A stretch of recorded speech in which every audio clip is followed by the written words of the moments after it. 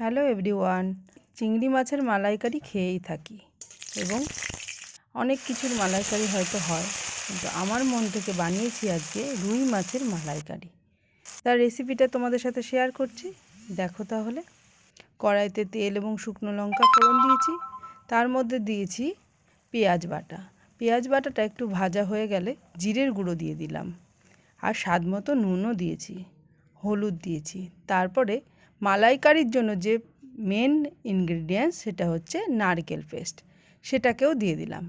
এবার নারকেলটা দিয়ে কিছুক্ষণ নাড়িয়ে চাড়িয়ে নেব। তারপরে ওর মধ্যে দিয়েছি পোস্ত এবং সাদা সর্ষে বাটা, আর তার সাথে কাঁচা লঙ্কা বাটা।